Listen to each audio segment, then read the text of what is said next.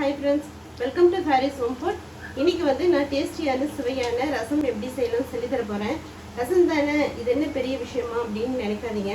உண்மையிலேயே ரசம் வந்து பெரிய விஷயம் தான். ஏன்னா நம்ம அதில் போட்டிருக்கிற மிளகு, சீரகம், பூண்டு, மல்லி, கொத்தமல்லி இலை, கருவேப்பிலை எல்லாமே உடம்புக்கு வந்து ரொம்ப நல்ல பொருளை தான் போட்டிருக்கோம். நல்லா டைஜஸ்ட் ஆகக்கூடிய பொருள் தான். அதனால இந்த ரசம் தானே அப்படின்னு நினைக்காதீங்க. ரசம் வந்து எல்லாராலையும் எல்லா நேரமும் நம்மளால ஒரே மாதிரி வைக்க முடியாது. பர்ஃபெக்டான ஒரு ரசம் வர்றது ரொம்ப கஷ்டம். இதே மாதிரி நீங்கள் பர்ஃபெக்டாக வச்சு பாருங்கள், சூப்பராக இருக்கும். இதை எப்படி செய்யலாம் சொல்லி தரேன். வாங்க வீடியோக்குள்ளே போய் பார்க்கலாம். வீடியோக்குள்ளே போய் பார்க்கறதுக்கு முன்னாடி நம்மளுடைய சேனலை சப்ஸ்கிரைப் பண்ணாதவங்க சப்ஸ்கிரைப் பண்ணிக்கோங்க. தேங்க்யூ. ஒரு லெமன் சைஸில் நான் வந்து புளி வந்து ஊற வச்சுருக்கேன். இந்த அளவுக்கு புளி வந்து ஊற வச்சு நல்லா கரைச்சி வச்சுருக்கேன். நீங்களும் அந்த மாதிரி புளி ஊற வச்சு கரைச்சி வச்சுக்கோங்க. இப்போ 2 பெரிய தக்காளி அதில் போட்டுடலாம்.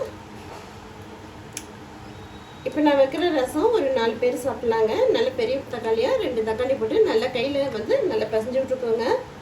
மிக்சியில் போட்டால் அதோட டேஸ்ட் இருக்காது. கூடவே வந்து ஃப்ரெஷ்ஷான கருவேப்பிலையும் போட்டுக்கோங்க, கொத்தமல்லியும் போட்டுக்கோங்க. அதிலே போட்டு நல்லா நம்ம பசஞ்சிடும் போது ரசம் வந்து நல்லா டேஸ்ட்டாக இருக்கும். நல்லா கரைச்சி விட்டுக்கோங்க. தக்காளி, கருவேப்பிலை, கொத்தமல்லி.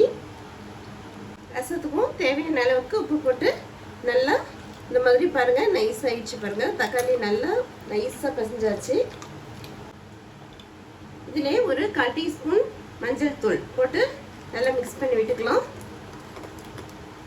இப்போ ஒரு மிக்ஸி ஜார் வச்சுக்கோங்க.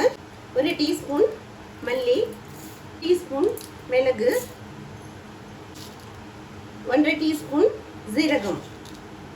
1 டீஸ்பூன் மிளகுக்கு 1/2 டீஸ்பூன் ஜீரகம் போட்டுக்கோங்க. ஒரு 8 பல்லு பூண்டு தோல் உரிச்சு வச்சிருக்கேன், அதையும் போட்டுக்கலாம். ஒரு காஞ்ச மிளகாய் அதையும் போட்டுக்கலாம். மிக்சியில் நல்லா தூள் பண்ணிட்டு வரலாம். குறைன்னு தூள் பண்ணுங்க, ரொம்ப நைஸாக தூள் பண்ணிட வேண்டாம். குறைன்னு இருக்கட்டும். பாருங்க, இந்த அளவுக்கு நல்லா குறைன்ட்டு அரைச்சிக்கோங்க. இப்போ வாங்க ரசம் தாளிக்க ஒரு பாத்திரம் வச்சுக்கலாம். பாத்திரத்தில் எண்ணெய் ஊற்றிக்கோங்க. எண்ணெய் சூடானதும் ஒரு 1/4 டீஸ்பூன் கடுகு போட்டுக்கோங்க. ஒரு 8 வெந்தயம் சின்னதாக பாருங்கள், இந்த மாதிரி 8 வெந்தயம் போட்டுக்கோங்க. ரொம்ப போட்டுறாதீங்க, கசப்பு தன்மை வந்துடும். காஞ்ச மிளகாய் ஒரு 2 காஞ்ச மிளகாய் போட்டுக்கோங்க. இப்போ அடுப்பை வந்து சிம்மில் வச்சுருங்க. இப்போ நம்ம மிளகு, சீரகம், பூண்டு இடித்து வச்சுருக்கோம் இல்லையா, அது போட்டுக்கலாம். ரொம்பவும் மிளகு சீரகத்தை வதக்கக்கூடாது. ரொம்ப வதக்குனீங்கன்னா தீஞ்சிரும். அதனால் ரொம்பவும் வதக்க வேண்டாம். 2 பச்சை மிளகாய் இந்த மாதிரி கீரி போட்டுக்கோங்க. கருவேப்பிலை கொஞ்சம் பிச்சு போட்டுக்கோங்க. ரொம்ப வதக்குனீங்கன்னா தீஞ்சிரும். அப்புறம் அதோட ரசத்தோட டேஸ்ட்டு மாறிடும். சும்மா ஒரே ஒரு பரட்டில் மட்டும் இப்படி பண்ணி விட்டிங்கன்னா போதும். அவ்வளோதான். இப்போ நம்ம கரைச்சி வச்சுருக்கிற தக்காளி, புளி, கொத்தமல்லி, கருவேப்பிலையை போட்டுக்கலாம். மிக்ஸி ஜாரில் கொஞ்சம் தண்ணி இருக்குது, மிளகு ஜீரகம் அரைச்சிட்டு அந்த தண்ணி ஊற்றி வச்சு கொஞ்சம் பெருங்காயத்தூள் லைட்டாக போடுங்க, ரொம்ப போடாதீங்க. ரொம்ப போட்டால் கசப்பு தன்மை வந்துடும். லைட்டாக போட்டுக்கோங்க, போதும். அவ்வளோதான். இப்போ அடுப்பு வந்து அப்படியே சிம்லேயே இருக்கட்டும். அடுப்பை வந்து ஸ்பீடாக வச்சிடாதீங்க.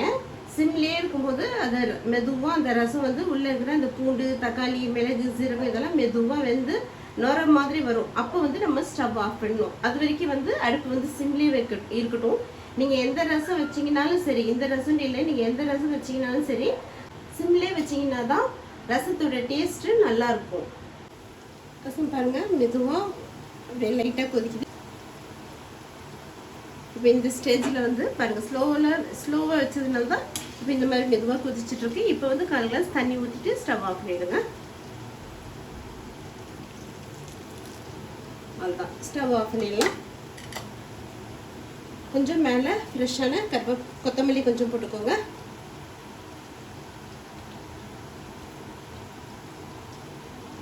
அவ்வளோதான். இதை வாங்க ஒரு பாத்திரத்துக்கு ரசத்தை ஊற்றிக்கலாம். பாருங்க, மணக்க மணக்க சூப்பராக டேஸ்டியான ரசம் ரெடி ஆயிடுச்சுங்க. இதே மாதிரி நீங்களும் சமைச்சு பாருங்க. இது நல்ல சுட சுட சாதத்துக்கு போட்டு சாப்பிடும்போது பிரமாதமாக இருக்குங்க.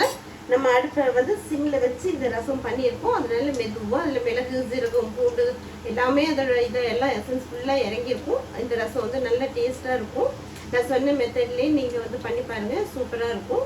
இந்த வீடியோ பிடிச்சிருந்ததுன்னா லைக் பண்ணுங்கள், ஷேர் பண்ணுங்கள், சப்ஸ்கிரைப் பண்ணுங்கள். தேங்க்யூ ஃபார் வாட்சிங். பாய்.